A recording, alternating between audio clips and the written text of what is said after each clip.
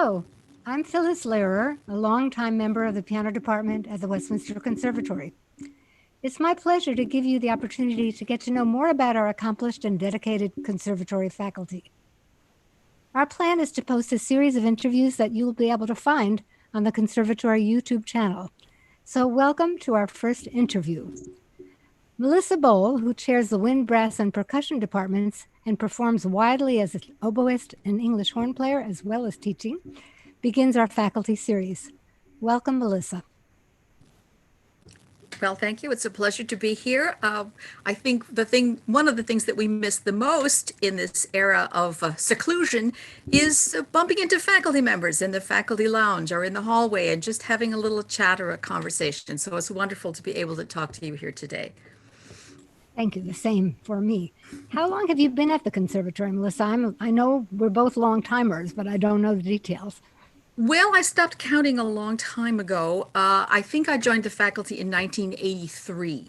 I came to Princeton in 1981 as a graduate student in musicology at Princeton University.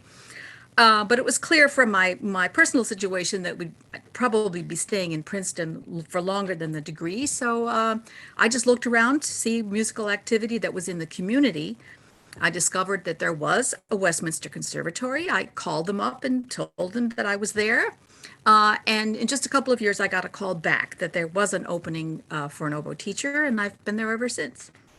Great. And what have you found most attractive about being here in the conservatory?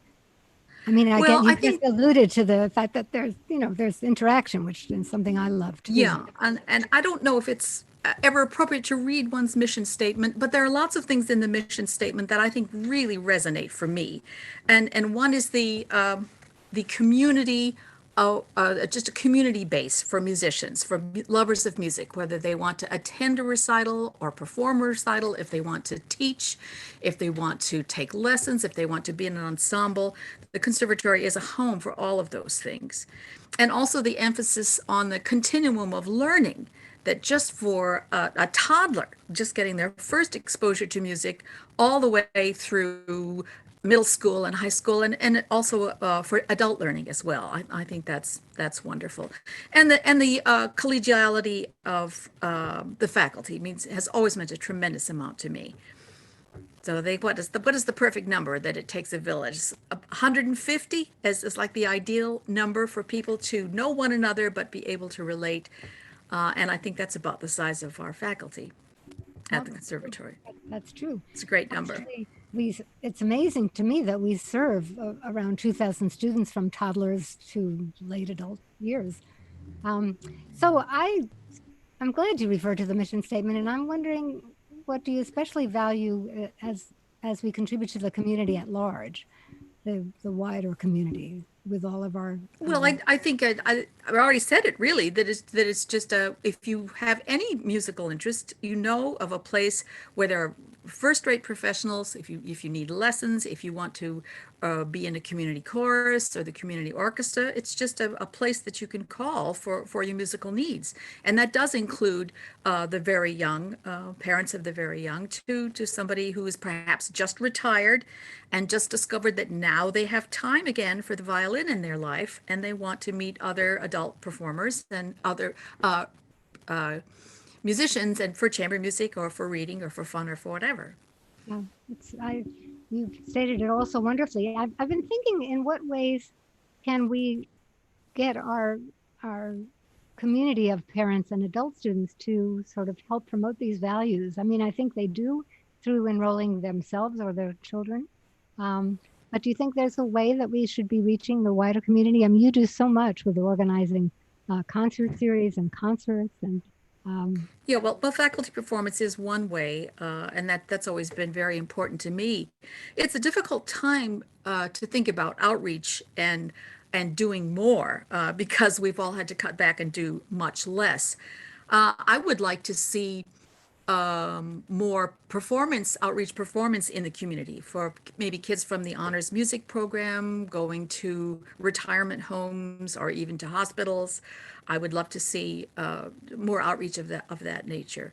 We compete. There's a lot of competition actually in this community. When you think about for us instrumentalists, there are several really excellent programs of the youth orchestras around. So that makes it difficult for us to get our own youth orchestra going. We have had an honors band program. We got started on that last year, which was very successful, and I can certainly credit someone from my department for inaugurating that idea. But we do compete a lot with the public schools and with other organizations, but nobody else does it from soup to nuts in the way that we do, from the very young to the very old. You know, we've talked a lot amongst our Zoom selves, meetings on Zoom about the challenges that we're all facing as teachers. And I've been really interested in the way teachers have come up with creative ways of dealing with this. And I wondered what you feel are the challenges that you particularly faced with a wind instrument. People talk a lot about wind instruments and singing being particularly vulnerable during this time. How have you solved those challenges? Well, in large measure, I have not. There are people who are more enterprising than I am in using the different programs and augmenting their speakers and augmenting their microphones and so forth. And I think that's wonderful. And kudos to the people who have done that. I haven't really reached that stage yet, and I suppose I should. The thing that's most frustrating for me is being unable to address the physical instrument and to be able to adjust reeds, because something as a double reed player, you spend a part of every lesson looking at their equipment, testing it, adjusting it, and I simply cannot do that. That's the one thing that's absolutely impossible to do remotely. That remains a real challenge and a particular frustration that I don't think a pianist would have, for example. No, I mean, it's been very interesting to me because I'm pretty touchy-feely when I teach the piano. I do talk about the not only the look of flexibility and freedom, but the feel of my students' hands underneath and their back position and their shoulders. And so it's been very interesting to make those adjustments. And I wondered about the physical Yeah. nature. Well, I am getting better at determining what is a well-produced sound, even with bad speakers and bad I was going to microphones. say it's You hard. do get better at it. You can tell when the spectrum is fuller, Mhm. even with the limited equipment. So you do get better at it. And are you teaching mostly virtually? I mean, you're at home or are you seeing these students? 100%, Yeah. 100% virtual. I mean, is that a concern specifically do you think, for people who have wind instruments? And because I've heard recently of masks that have little slits for mouthpieces and covers for the bells of instruments and so forth. I wondered if it just Yeah, so I mean, mechanical. necessity, mother of invention, et cetera, et cetera. And I have heard of all sorts of accommodations to try that. I think because there is a blowing aspect, especially for flutes, which split their airstream, and there's a lot of blowing that goes across the room. Some flute players and singers, I think, are dangerous spreaders. I think I'm. I've seen conflicting information about how bad it is to play the clarinet or the oboe or the trumpet. And some of my students have said, oh, we're playing in band again because we have the little mutes to Right, put over right. the I've heard bells that of the too. Yeah. instruments.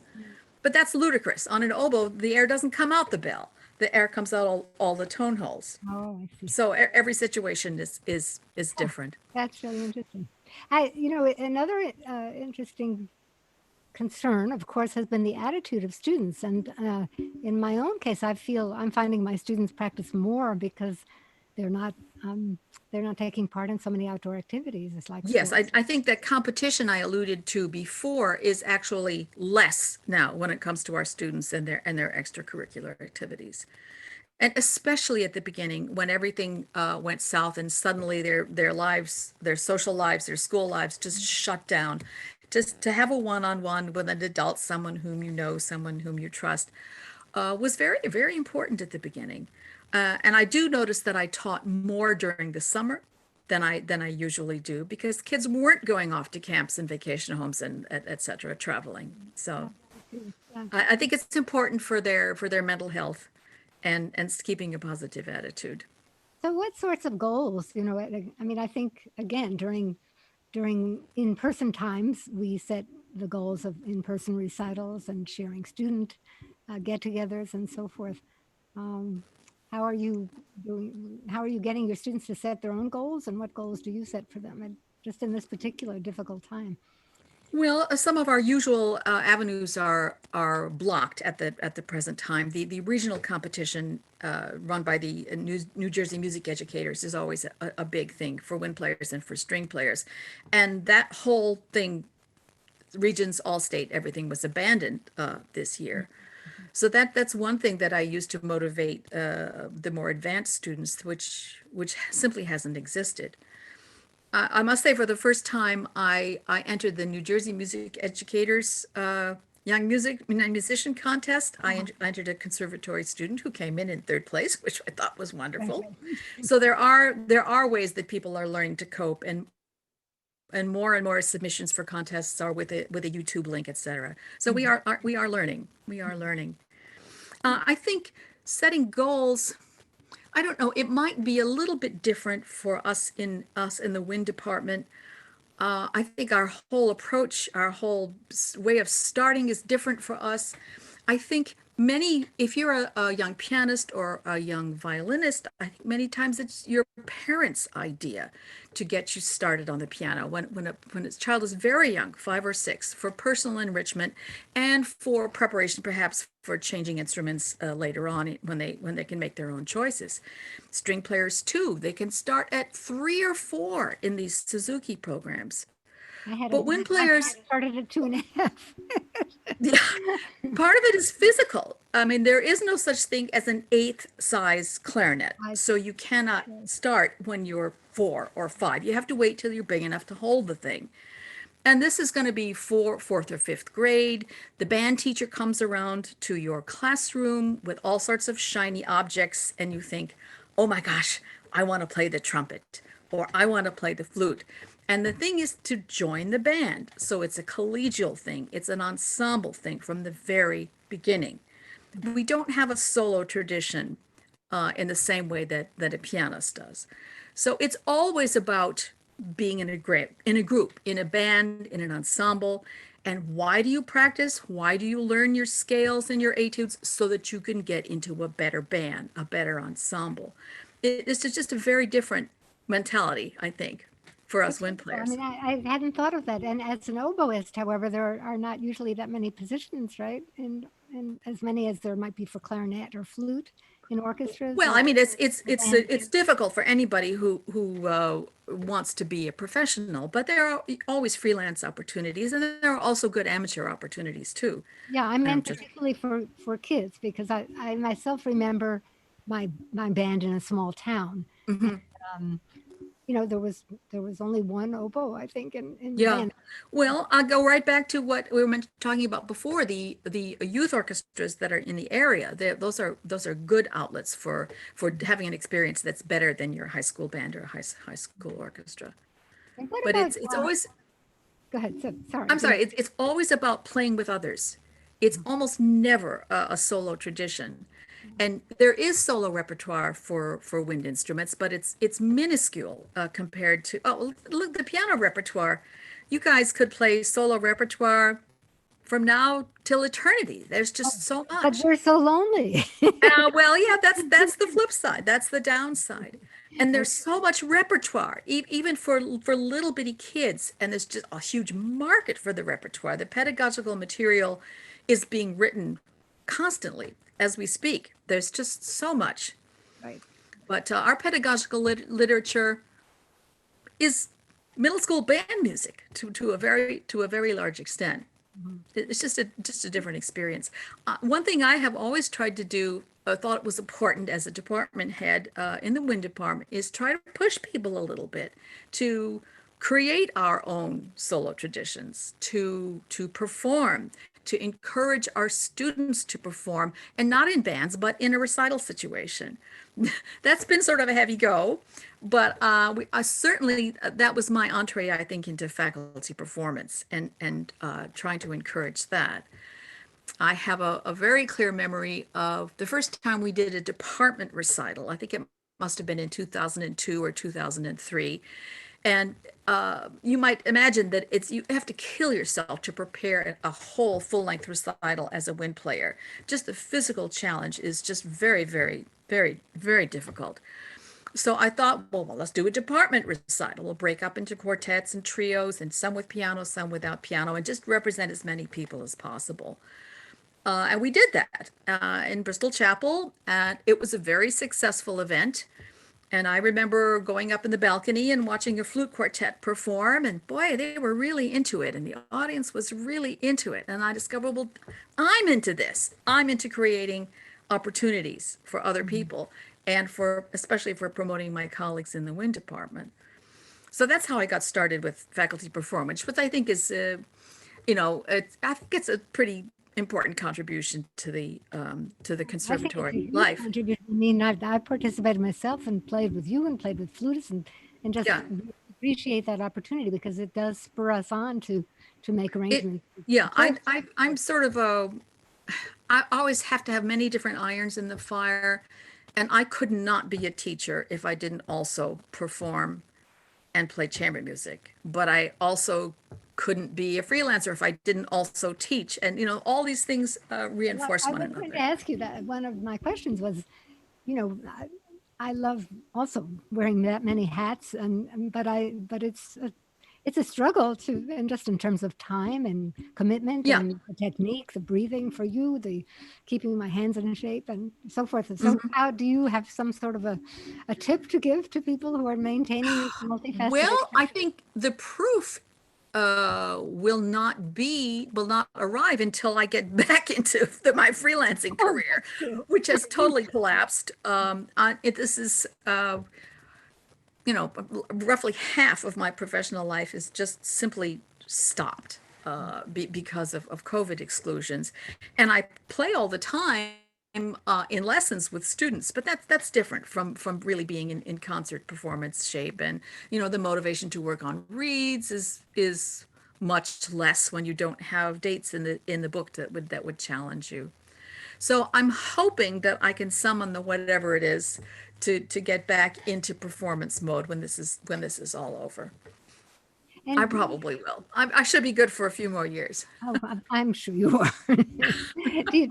One of the issues that comes up for pianists is encouraging families to purchase an instrument. And I wondered whether that is an issue for, I mean, it has to be an issue for you, but at what point is it? And how do you help your students with finding an instrument? Well, many kids can start out with an instrument that's owned by their public school. That's how I started out many years ago. I got an instrument from my middle school band teacher.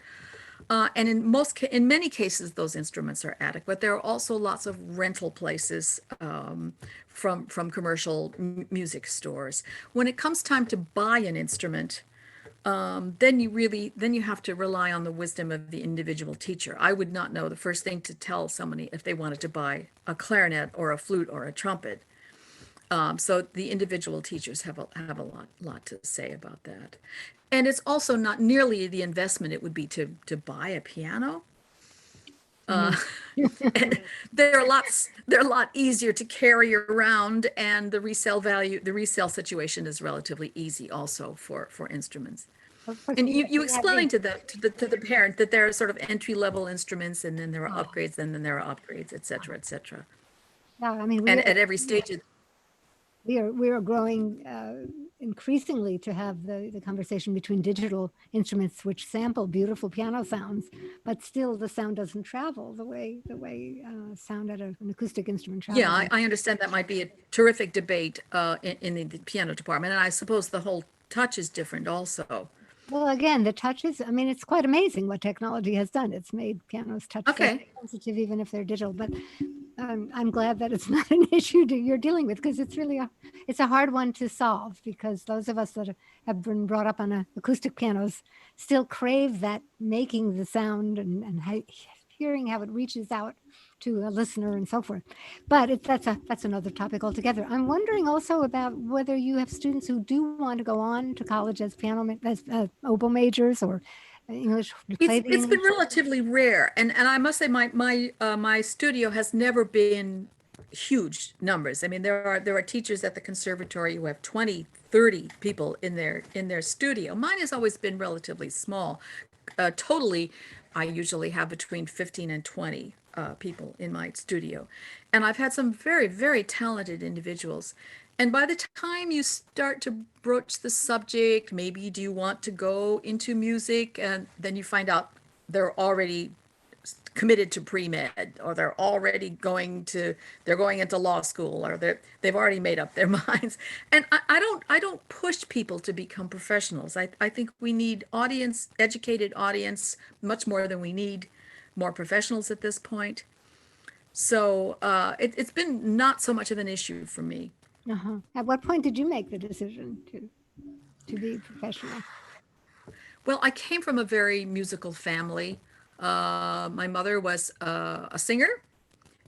But she also had church choirs and did a lot of private teaching, and then a certain amount of solo oratorio work, et cetera, et cetera. That was definitely a model for me. My father was a pianist, but an amateur pianist. My older sister played the violin. I wanted my own thing, so I ended up with a wind instrument. And I just thought that everybody played something when I was little. I thought any worthy human being is involved in the arts and plays something. And I still think that to a degree. Um, and as far as going into it professionally, I made a gamble. I thought I could be lots of other things, but I want to be a musician. And if I have a shot at that, I have to do that first. You cannot, I could have been an English teacher, I could have been any number of other things, and you can retrain, you can change fields at age 28 or 30 to go into law or even into medicine. But you can't do that if you want to be a musician. You have to do that first, just because of the way we develop physically and the early training of muscles, etc. So that was my bet, that I would go with being a musician and see if I could hack it. And I pretty much have, I think. Oh, I think so. So, as far as future, what sorts of things would you envision for the conservatory? What would you like to expand upon that you're involved in? I mean, I think we're also grateful for the NASA concerts at noon, and for the Kaleidoscope Chamber concerts, and um, for just getting more and more parents and students and of all ages involved. Is there any particular thing that you have your eye on? Well, I, I think I've already mentioned a few things. Outreach concerts, get people performing more. To me, that's really where the excitement is.